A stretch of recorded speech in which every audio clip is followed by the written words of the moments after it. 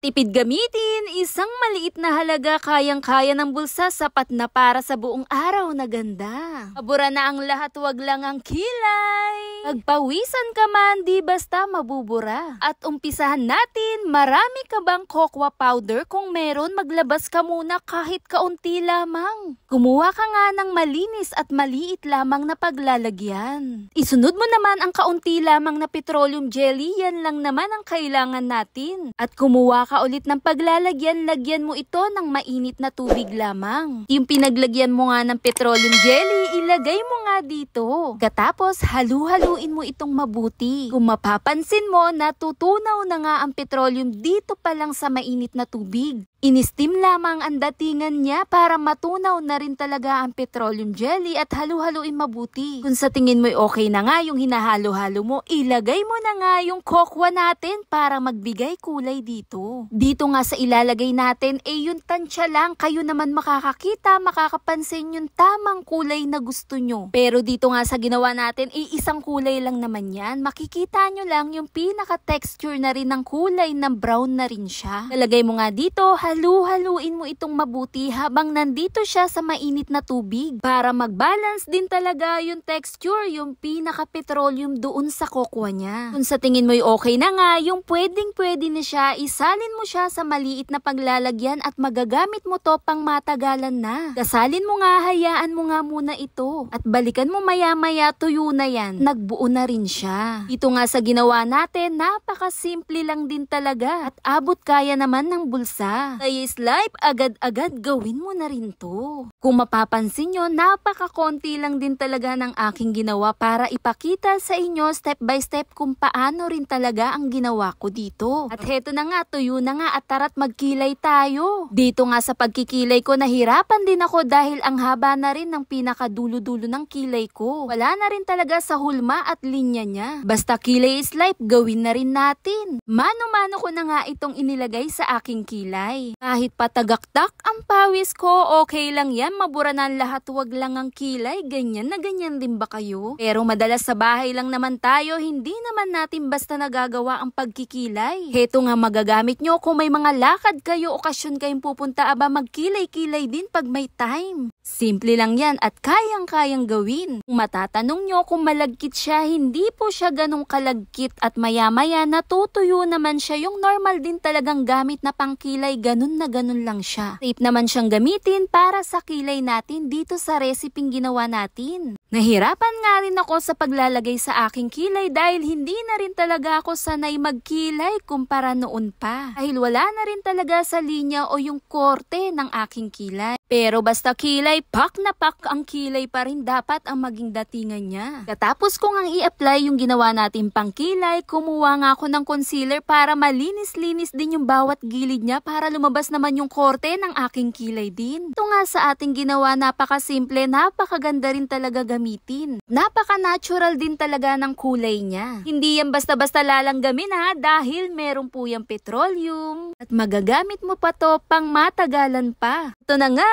tapos na ang kilay natin. Kung nagustuhan mo ang video, bigyan ito ng puso o thumbs up at ibahagi na rin sa iyong mga kaibigan. Kung gusto mo ng higit pang mga recipe at higit pang tips, follow for more. Bye!